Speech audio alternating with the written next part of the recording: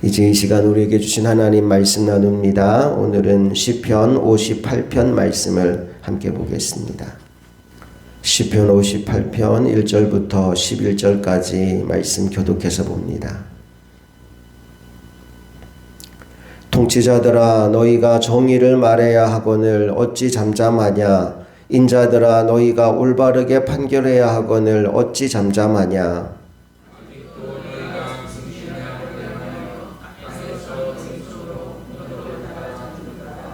악인은 모태에서부터 멀어졌으며 나면서부터 격결로 나아가 거짓을 말하는도다.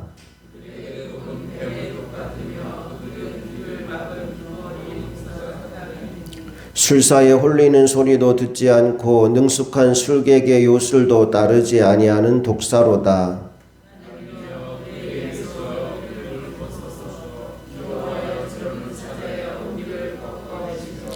그들이 급히 흐르는 물같이 사라지게 하시며 겨누는 화살이 꺾임 같게 하시며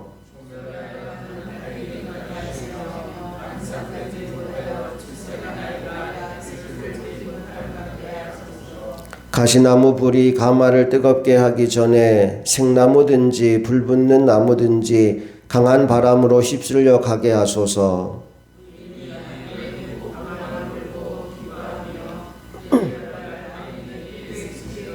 함께 읽습니다.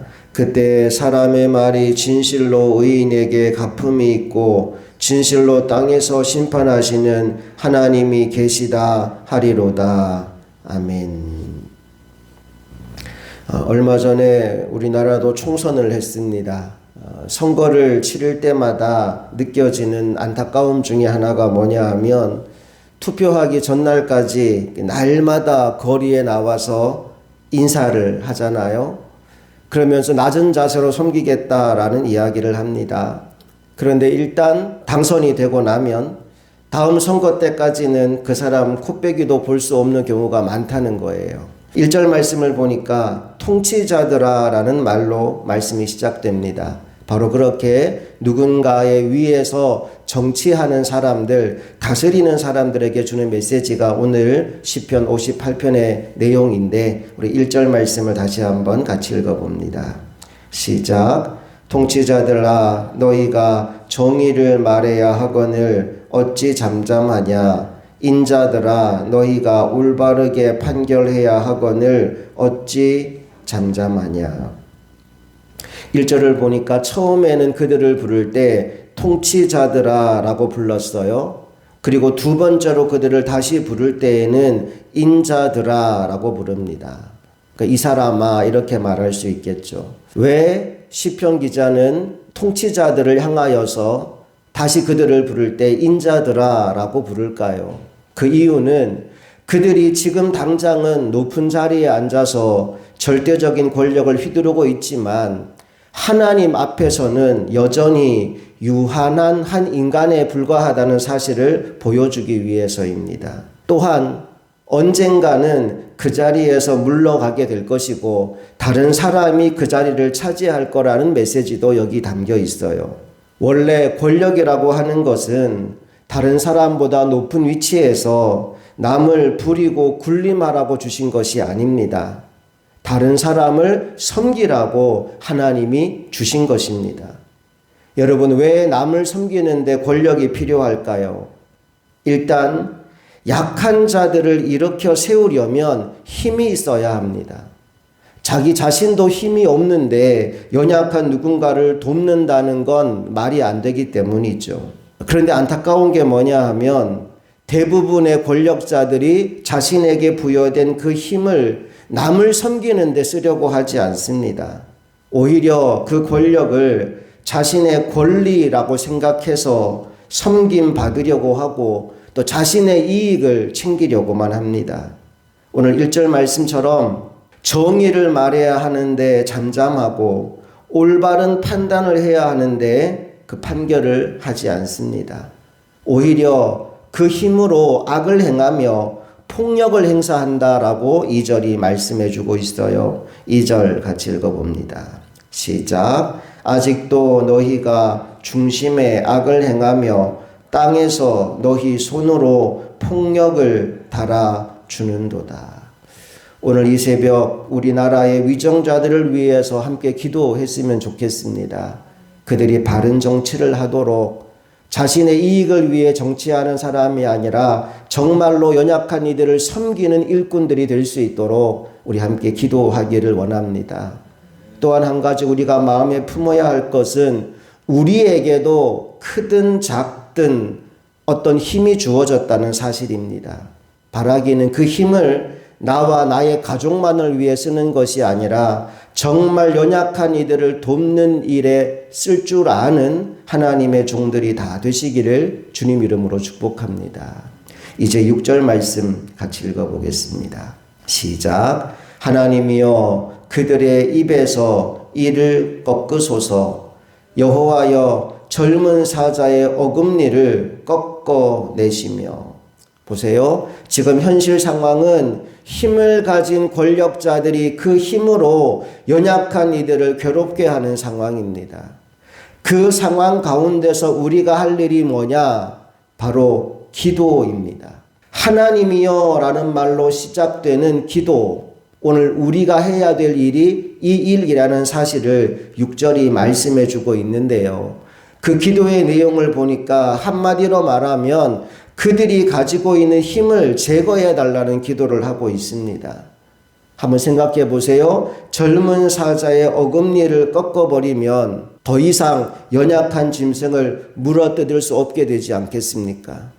그들이 가지고 있는 힘을 제하여 달라라는 기도를 합니다. 또 하나 오늘 이 기도의 특징이 뭐냐 하면 하나님이 살아계심을 확실하게 믿고 또 하나님이 일하실 것을 확신하는 가운데 올려드린 기도였습니다. 10절과 11절이 그 내용인데요. 10절, 11절 다 같이 읽어봅니다. 시작. 의인이 악인의 보복당함을 보고 기뻐하며 그의 발을 악인의 피에 씻으리로다. 그때 사람의 말이 진실로 의인에게 갚음이 있고 진실로 땅에서 심판하시는 하나님이 계시다 하리로다. 아멘. 하나님이 살아계심을 믿고 하나님의 역사하심을 믿기 때문에 현실의 어려움과 상관없이 확신 가운데 기도할 수 있다는 겁니다. 오늘 이 새벽 우리도 이 마음으로 기도하기를 원합니다. 히브리서 11장은 믿음장인데요. 특별히 히브리서 11장 6절에 보면 하나님이 기뻐하시는 믿음에 대한 이야기가 나옵니다. 우리 한번 찾아볼까요? 히브리서 11장 6절 말씀. 다 같이 읽어봅니다. 시작. 믿음이 없이는 하나님을 기쁘시게 하지 못하나니 하나님께 나아가는 자는 반드시 그가 계신 것과 또한 그가 자기를 찾는 자들에게 상 주시는 이심을 믿어야 할지니라. 아멘. 믿음이 없이는 하나님을 기쁘시게 하지 못하는데 하나님을 기쁘시게 하는 믿음 두 가지가 있대요. 첫 번째는 하나님이 계신 것을 믿는 믿음입니다. 오늘 이 새벽 이곳에 하나님이 함께 계신 줄로 믿습니다. 두세 사람이 내 이름으로 모인 곳에 나도 그들 중에 있느니라 약속하셨기에 그 약속하신 주님이 우리와 함께 계신 줄로 믿습니다. 그걸 믿는 믿음이 하나님을 기쁘시게 하는 믿음입니다. 그런데 우리가 예배할 때도 하나님 우리와 함께 계시지만 우리가 은밀한 중에 죄 지을 때에도 하나님 우리와 함께 계십니다. 사람들이 왜 죄를 짓느냐? 내가 죄 짓는 그 순간 그 자리에 하나님이 함께 계시다는 사실을 인지하지 못하기 때문에 죄를 짓습니다. 예를 들어서 소매치기를 한다든지 남의 물건을 슬쩍 훔친다든지 할 때에도 한번 주위를 둘러보게 됩니다. 누가 나 보는 사람 있는지 없는지, CCTV가 있는지 없는지. 아무도 나를 보는 사람 없고 CCTV도 없을 때 도둑질도 하고 소매치기도 하는 거겠지요. 누군가 나를 지켜보는 사람이 있다는 걸 아는 순간 그 사람은 그런 죄를 짓지 않습니다. 우리가 은밀한 중에 죄를 짓고 산다는 것은 그 자리에 나와 함께 하시는 하나님을 인지하지 못하고 있다는 것과 동일한 이야기인 겁니다. 요셉의 인생 가운데 그는 자신이 마음만 한번 바꿔 먹으면 출세할 수 있는 기회가 여러 번 있었습니다. 그 중에 하나가 주인의 아내가 자신을 유혹할 때였죠. 아마 그 여인의 유혹에 넘어갔다면 요셉의 인생에는 어쩌면 인생이 풀렸을지도 몰라요. 주인 마님의 사랑을 받는 종이 되었을 테니까요. 그런데 요셉이 그때 그 주인의 아내의 청을 거절합니다. 그러면서 했던 말 가운데 하나가 이거예요. 하나님이 나를 지켜보고 계신데 어떻게 내가 여호와 하나님 앞에서 죄를 지을 수 있겠습니까? 요셉이 그 유혹을 이겼던 결정적인 이유가 뭐냐 하면 나와 함께 하시는 하나님을 믿는 믿음이 그의 속에 있었기 때문입니다. 오늘 이 하루 어디에서 무엇을 하든지 하나님이 나와 함께 계신다. 하나님이 지켜보고 계신다라는 사실을 인식하며 살아가는 하나님의 종들이 되시기를 간절히 축복합니다. 또 하나 하나님을 기쁘시게 하는 믿음이 있대요. 그 믿음이 뭐냐 하면 하나님은 상 주시는 분이라는 믿음입니다. 여러분, 오늘 여러분에게 주어진 모든 환경들은 하나님이 여러분에게 선물로 주신 것입니다. 그렇다면 여러분에게 주어진 모든 것에 감사하시기를 축복합니다. 우리는 우리에게 주어진 것을 바라보며 감사보다 불평을 할 때가 많아요. 왜 이런 사람을 만나게 하셨고, 왜 이런 환경 가운데 들어가게 하셨고, 왜 이런 문제가 생기게 하셨고, 왜 이런 병이 오게 하셨는지 끊임없이 하나님께 왜라는 질문을 던지며 내게 주신 것들에 대해서 불평할 때가 많아요. 그런데 하나님은 우리에게 이렇게 말씀하십니다. 내가 기뻐하는 믿음은 하나님을 상 주시는 분으로 믿는 믿음이다 라고요.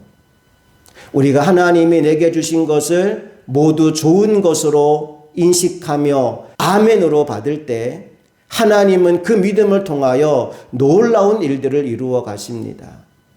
예를 들어 예수님이 십자가를 지는 것은 예수님께도 피하고 싶은 일이었습니다.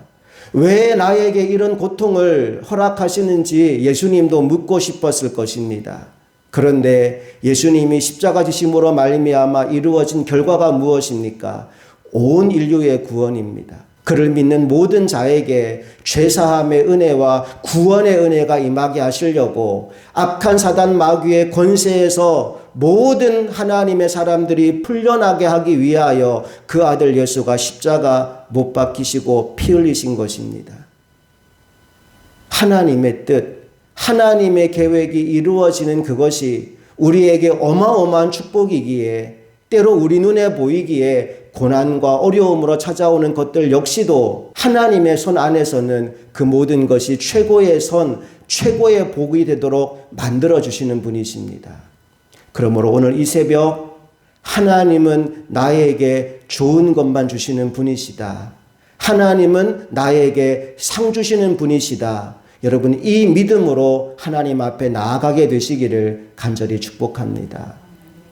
이 믿음이 있는 사람은 기도를 시작할 때부터 감사함으로 기도를 시작합니다. 빌립보서 4장 6절 말씀 한번 보실까요? 빌립보서 4장 6절 같이 읽어봅니다. 시작. 아무것도 염려하지 말고 다만 모든 일에 기도와 간구로 너희 구할 것을 감사함으로 하나님께 아뢰라. 문제가 생겼어요. 염려가 생겨요. 불안해요. 걱정이 생겨요. 바로 그 순간 우리에게 주시는 말씀입니다. 아무것도 염려하지 마라. 그리고 기도와 간구로 너희 구할 것을 하나님께 아뢰라. 근데 어떤 마음으로? 감사함으로. 우리는 보통 언제 감사하느냐? 문제가 해결되면 그 후에 감사합니다. 하나님, 이 질병 고쳐주셔서 감사합니다. 하나님, 이 문제 해결해 주셔서 감사합니다. 그런데 오늘 빌립보서는 우리에게 뭐라고 얘기하느냐? 문제가 여전히 있는 그 시간에, 염려가 생기고 걱정이 생기고 불안함이 있는 그 시간에 감사함으로 하나님께 아뢰라 라고 말합니다. 누가 감사할 수 있을까요? 하나님이 이 문제가 반드시 복이 되도록 만들어 주신다는 믿음이 있는 사람은 기도하는 첫 시간부터 감사하게 됩니다. 그리고 그 감사를 올려드리는 기도가 하나님을 기쁘시게 합니다. 그 기도를 받자마자 하나님이 먼저 시작하시는 일이 있어요. 7절 뭐라고 기록되어 있습니까? 다 같이 시작. 그리하면 모든 지각에 뛰어난 하나님의 평강이 그리스도 예수 안에서 너희 마음과 생각을 지키시리라. 하나님의 평강이 먼저 내 마음을 지켜주십니다. 그리고 내 마음을 딱 붙잡아 놓으신 이후에 말씀을 주시고 인도해 가시고 그래서 그 문제가 변하여 복이 되도록 역사하십니다. 오늘 이 새벽에도 우리가 그 하나님을 믿는 믿음으로 나아가기를 소망합니다. 세상에는 여전히 내 상식으로 이해되지 않는 일들이 많이 일어납니다. 악한 통치자들이 이 땅 가운데 가득하고 하나님을 두려워하지 않는 인생들이 너무나 많습니다. 불의한 일, 말도 안 되는 일들이 세상 가운데 여전히 일어나고 있지만 우리가 오늘 이 새벽 분명히 믿어야 할 것은 하나님은 여전히 살아계시며 하나님은 여전히 역사하신다는 사실입니다. 또한 믿음으로 기도하는 그 사람을 통하여 하나님은 오늘도 놀라운 새 역사를 써내려가고 있다는 사실입니다. 우리가 그 하나님의 새 역사의 한 축을 감당하는 사람으로 기도의 자리를 지키는 주님의 종들이 다 되시기를 간절히 소망합니다. 함께 기도하시겠습니다.